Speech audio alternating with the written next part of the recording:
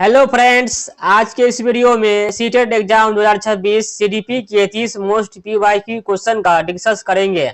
आप सब वीडियो को पूरा जरूर देखें। चलते हैं, आज का वीडियो शुरू करते हैं। आज का क्वेश्चन नंबर 1 है, एक समावेशी कक्षा में दृष्टिबाधित शिक्षार्थी की सहायता के लिए क्या करना चाहिए? ऑप्शन ए, केवल प्रिंटेड पुस्तक देना। ऑप्शन बी, स्पर्शनीय सामग्री और ऑडियो विजुअल साधनों का प्रयोग करना। ऑप्शन सी, उन्हें अलग कमरे में बैठाना। ऑप्शन डी, उससे कोई सवाल न पूछना। तो एक समावेशी कक्षा में दृष्टिबाधित शिक्षार्थी की सहायता के लिए क्या करना चाहिए? स्पर्शनीय और ऑडियो विजुअल साधनों का प्रयोग करना चाहिए। तो क्वेश्चन नंबर 1 का जो right answer option number B हो जाएगा। क्वेश्चन नंबर 2 है, डिस्ग्राफिया से पीड़ित बच्चों को मुख्य रूप से किस कार्य में कठिनाई आती है? स्पष्ट रूप से पढ़ने में। ऑप्शन बी, सुपाठ्य और व्यवस्थित रूप से लिखने में। ऑप्शन सी, गणित के समीकरण हल करने में। ऑप्शन डी, सुनने में। तो डिस्ग्राफिया से पीड़ित बच्चों को मुख्य रूप से किस कार्य में कठिनाई आती है? यह आता है सुपाठ्य और व्यवस्थित रूप से लिखने में। तो क्वेश्चन नंबर 2 का जो right answer option number B हो जाएगा। क्वेश्चन नंबर 3 है, लॉरेंस कोलबर्ग के अनुसार अच्छा लड़का अच्छी लड़की अभिविन्यास किस बात पर बल देता है?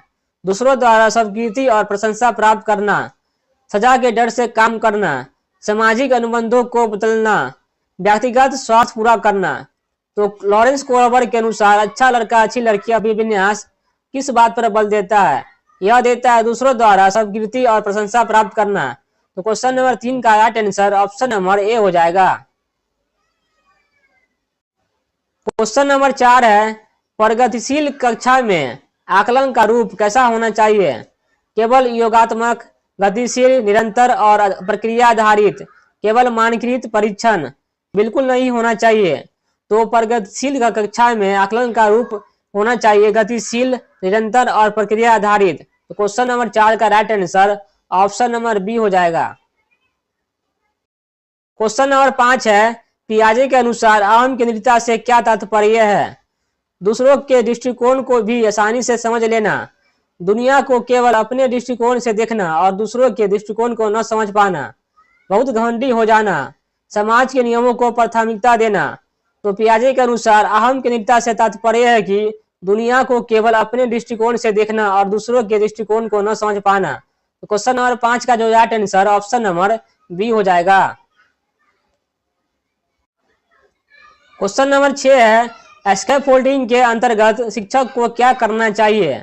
बच्चों को पूरी तरह अकेला छोड़ देना, समस्या के कठिन बिंदु पर संकेत और सहायता देना, फिर धीरे धीरे सहायता कम करना, बच्चे की जगह खुद सवाल हल कर देना, गलत उत्तर देने पर अंक काट लेना। तो स्कैफोल्डिंग के अंतर्गत शिक्षक को करना चाहिए समस्या के कठिन बिंदु पर संकेत और सहायता देना, फिर धीरे धीरे सहायता कम करना। तो क्वेश्चन नंबर 6 का जो right answer option number B हो जाएगा। क्वेश्चन नंबर 7 है, अधिगम का सामाजिक संरचनावादी दृष्टिकोण किस पर बल देता है? केवल व्याख्यान पर, शिक्षार्थी की सक्रिय भागीदारी और सामाजिक अंतक्रिया पर, केवल पाठ्य पुस्तक पढ़ने पर, पुरस्कार और सजा देने पर। तो अधिगम का सामाजिक संरचनावादी दृष्टिकोण इस बात पर बल देता है कि शिक्षार्थी की सक्रिय भागीदारी और सामाजिक अंतक्रिया पर। तो क्वेश्चन नंबर 7 का जो right answer option number B हो जाएगा। क्वेश्चन नंबर 8 है, समावेशी शिक्षा का मुख्य दर्शन क्या है? सभी बच्चों को समान अवसर और अधिकार मिलना चाहिए, केवल सक्षम बच्चों को ही पढ़ना चाहिए, कमजोर बच्चों को अलग स्कूल में रखना चाहिए, प्रत्येक बच्चे के लिए अलग पाठ्यक्रम होना चाहिए। तो समावेशी शिक्षा का मुख्य दर्शन है सभी बच्चों को समान अवसर और अधिकार मिलना चाहिए। तो क्वेश्चन नंबर 8 का जो right answer option number A हो जाएगा। क्वेश्चन नंबर 9 है, समस्या समाधान कौशल को बढ़ाने के लिए बच्चों को क्या करने देना चाहिए? केवल बने बनाए नियमों को पालन कराना, विभिन्न संभावित समाधानों को खोजने और विचार मंथन करने का मौका देना, उत्तरों को ब्लैक बोर्ड से छापने देना, सवाल पूछने से रोकना। तो समस्या समाधान कौशल को बढ़ाने के लिए बच्चों को क्या करने देना चाहिए? यह देना चाहिए करने, विभिन्न संभावित समाधानों को खोजने और विचार मंथन करने का मौका देना चाहिए। तो क्वेश्चन नंबर 9 का right answer option number B हो जाएगा। क्वेश्चन नंबर 10 है, मास्टर लर्निंग निपुणता अभिमुखी लक्ष्य में छात्र का मुख्य ध्यान किस पर होता है? दूसरों को हराने और प्रथम आने पर, कौशल और ज्ञान में गहराई से सुधार करने पर, केवल परीक्षा पास करने पर, सजा से बचने पर। तो मास्टर लर्निंग निपुणता अभिमुखी लक्ष्य में छात्रों का मुख्य ध्यान किस पर होता है? यह होता है कौशल और ज्ञान में गहराई से सुधार करने पर। तो क्वेश्चन नंबर 10 का right answer option number B हो जाएगा। क्वेश्चन नंबर 11 है, बाल विकास के शिरोनामुख सिद्धांत के अनुसार विकास का क्रम क्या है? पैर से सिर की ओर, सिर से पैर की ओर, मध्य से बाहर की ओर, बाहर से मध्य की ओर। तो बाल विकास के शिरोनामुख सिद्धांत के अनुसार विकास का क्रम है सिर से पैर की ओर। तो क्वेश्चन नंबर 11 का जो right answer option number B हो जाएगा। क्वेश्चन नंबर 12 है, वाइगोस्की के अनुसार बच्चे आपस में बात करके अपने कार्य को निर्देशित करते हैं, इसे क्या कहा गया? अहम केंद्रित वाक, निजी वाक, सामाजिक विकार, भाषा हर्ष। तो वाइगोस्की के अनुसार बच्चे आपस में बात करके अपने कार्य को निर्देशित करते हैं, इसे कहा गया है निजी वाक यानी प्राइवेट स्पीच। तो क्वेश्चन नंबर 12 का जो right answer option number B हो जाएगा। क्वेश्चन नंबर 13 है, जेंडर स्टीरियोटाइपिंग रूढ़िवादिता को तोड़ने के लिए शिक्षक को क्या करना चाहिए? केवल लड़कियों को रसोई के काम में मदद करने को कहना, कक्षा में उदाहरण देने के लिए महिलाएं भी पायलट और वैज्ञानिक बन सकती है, लड़कों को रोने पर कहना कि लड़के रोते नहीं, खेल के मैदान में केवल लड़कों को भेजना।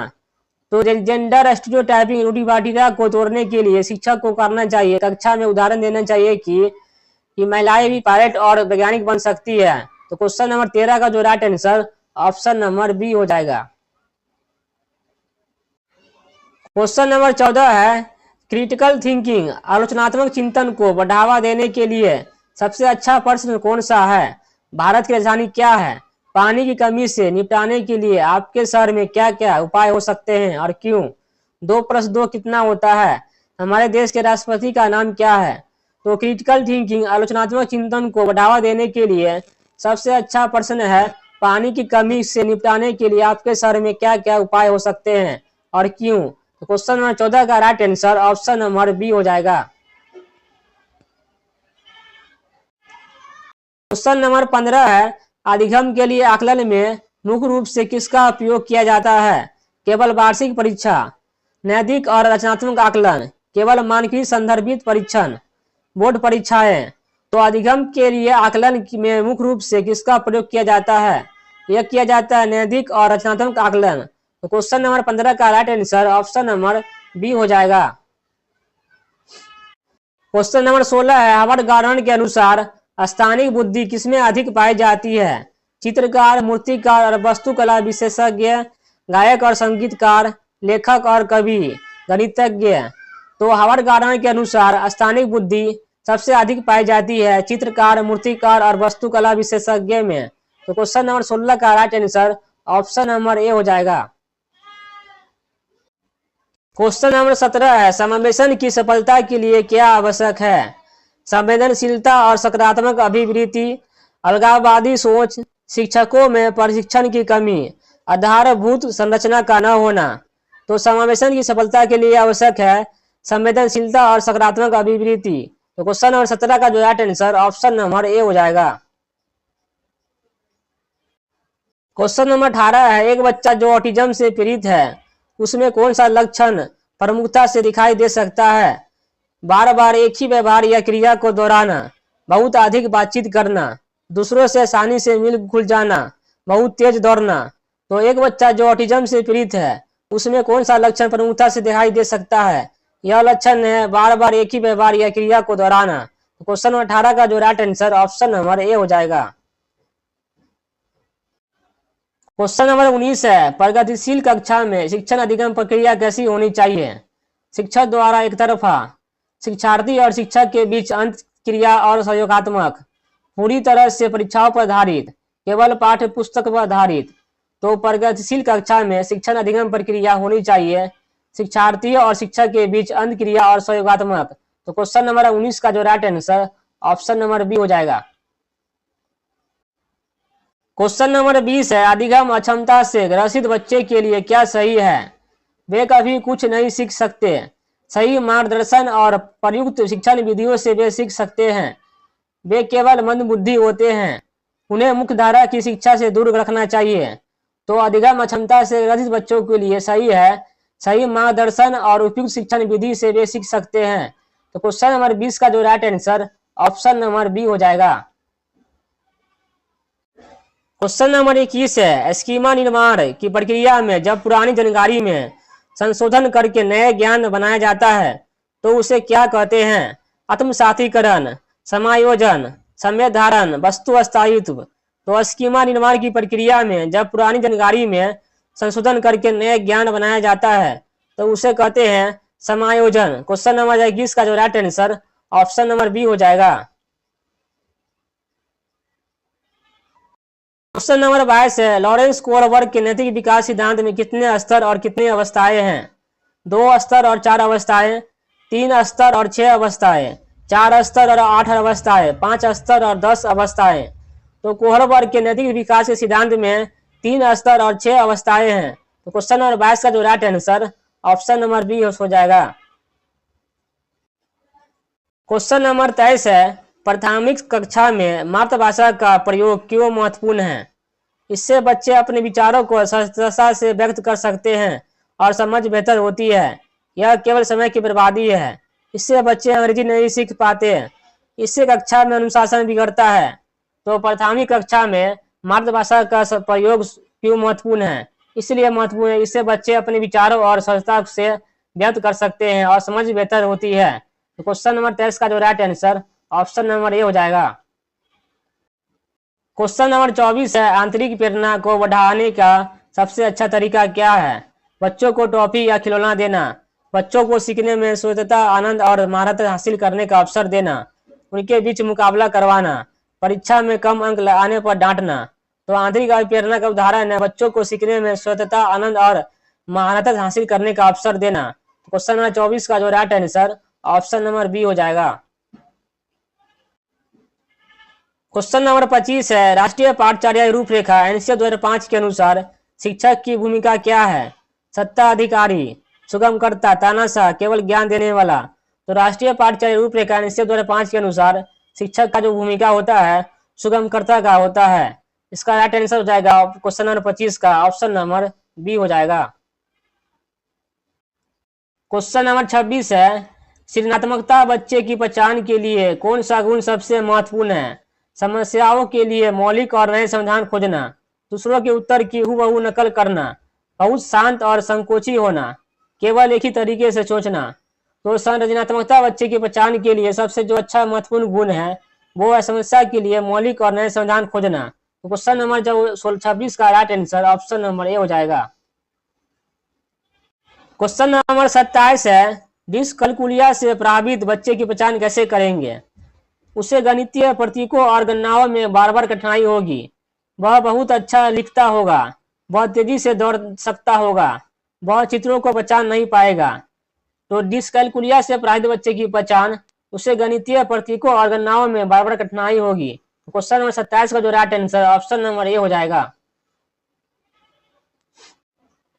क्वेश्चन नंबर 28 है, आलोचनात्मक चिंतन में क्या शामिल है? विश्लेषण, तर्कसंगत मूल्यांकन और साक्ष्यों की जांच, बिना सोचे समझे किसी बात को मान लेना, दूसरों के विचारों की केवल नकल करना, केवल रटना। तो आलोचनात्मक चिंतन में शामिल है विश्लेषण, तर्कसंगत मूल्यांकन और साक्ष्यों की जांच। क्वेश्चन नंबर 28 का जो right answer option number A हो जाएगा। क्वेश्चन नंबर 29 है, आकलन को प्रभावी बनाने के लिए क्या करना चाहिए? विविध प्रकार के साधनों जैसे अवलोकन, पोर्टफोलियो, स्वयं मूल्यांकन का उपयोग करना, केवल वर्ष के अंत में एक लिखित परीक्षा लेना, केवल बुद्धि लब्धि टेस्ट लेना, केवल टॉपर छात्रों का मूल्यांकन करना। तो आकलन को प्रभावी बनाने के लिए क्या करना चाहिए? विविध प्रकार के साधनों जैसे अवलोकन, पोर्टफोलियो, स्व मूल्यांकन का उपयोग करना चाहिए। तो क्वेश्चन नंबर 29 का जो right answer option number A हो जाएगा।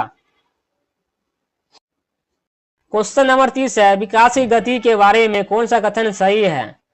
सभी बच्चों में विकास की गति एक समान होती है। विकास की गति में व्यक्तिगत भिन्नताएं होती है। विकास की गति बिल्कुल भी नहीं बदल सकती। विकास की गति पर्यावरण पर निर्भर नहीं करती है।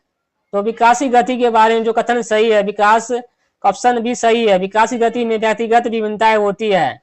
तो क्वेश्चन नंबर 30 का जो right answer option number B हो जाएगा।